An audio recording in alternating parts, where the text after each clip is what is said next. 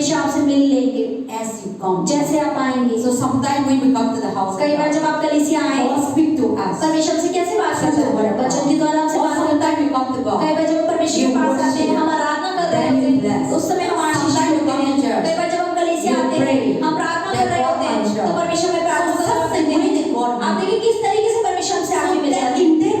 इस तरीके से कलीसिया में हमें होना चाहिए। So the church is not for anybody. तो कलीसिया किसी भी चीज के लिए नहीं, The church is only for God. परमेश्वर यहाँ किसी के लिए नहीं है, केवल परमेश्वर के And लिए। then also the church is very और important. कलीसिया बहुत महत्वपूर्ण है। That's why in the Hebrew, इसलिए इब्रानियों की पुस्तक में don't neglect कि मत नकारो to coming together. एक साथ आने को, Because God knows क्योंकि परमेश्वर जानते we हैं need one कि हमें another. एक दूसरे की जरूरत है। See, the Bible that I know, आप देखिए पासी मैं जो बाइबल जानती हूँ, you might know. हो सकता है आप नहीं जानते हो। The things that you जो know, चीज आप जानते हैं I don't know. वो पास्टर नहीं जानते That's हो। why God created, the church that we can fellowship together, इसी परमेश्वर जो कलीसिया की संगति को बनाया, coming together. एक साथ आने को The बनाया, things that you don't तो know, जो चीजें आप नहीं जानते you will learn from वो me. हम पास्टर से सीखते The हैं। things that you और don't, जो I चीजें don't know, पास्टर नहीं जानती I will learn वो from पास्टर you. आप हम सब लोगों से That is सीखते why हैं। the Bible says, इसलिए in बाइबल the कहती है Hebrew, इब्रानियों में do not be neglected कि मत नकारो coming together. एक साथ आने की So the संगति church is very को। तो कलीसिया बहुत महत्वपूर्ण है। People say, I believe लोग Jesus. कहते हैं हाँ मैं यीशु में विश्वास करती I will हूँ, not go to church. लेकिन मैं कलीसिया तो नहीं जाऊंगी। प्रभु तो मेरा अंदर है ना,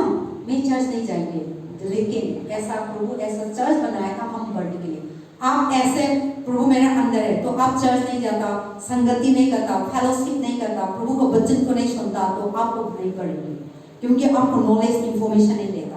तो चर्च प्रभु ने दिया हमको प्रभु का knowledge deeper and deeper to understand. हमारे जो वचन की समझ है उसको गहराई से गहराई तक जानने के लिए परमेश्वर कलीसिया हमें दी है। So the more you understand, जितना आप समझेंगे the more you grow. उतना आप बढ़ते The जाएंगे। more you got जितना information, आपको खबर इधर उधर से the more you मिलेगी, have the knowledge परमेश्वर की of उतना God. ही परमेश्वर की नॉलेज आपको आ That's जाएगी। why before Brother Alex used to say, church is the Bible college of Jesus तो Christ. पास्टर मतलब बता रहे हैं कि ब्रदर ऐसा हमेशा कहते थे कलीसिया ना एक बाइबल कॉलेज है कि बाइबल की जानकारी हमें याद So the करती है। church is the college. तो कलीसिया मतलब कलीसिया है जो चर्च है वो God college is the principal. परमेश्वर यहाँ का प्रिंसिपल है। God is the lecturer. परमेश्वर यहाँ का God सिखाने is वाला the है। teacher. वो यहाँ के शिक्षक God है। is the counselor. Yishu Masih counsellor है। God is the guide. Yishu Masih guide करने God वाला is the है। direction. यीशु मसीह रास्ता दिखाने He वाला guide है। us. वो हमें रास्ता He दिखाता है। direct us. वो हमें बताता He है। giving us वो wisdom. हमें बुद्धि He देता है। counseling वो us. हमें काउंसलिंग करता है। So there is a coming to church. इसलिए कलीसिया आना बहुत जरूरी है। Through the word of God. वचन के द्वारा God will guide you. परमेश्वर आपको रास्ता God will दिखाएगा। lead you. परमेश्वर आपकी अगुवाई God will करेगा। direct you. परमेश्वर आपको रास्ता God will दिखाएगा। take your steps. परमेश्वर आपके कदमों को आगे बढ़ाएगा। That is why God is इसलिए परमेश्वर ने हमें कलीसिया दी है Guide us. ताकि वो हमारी अगुवाई Lead us. हमारी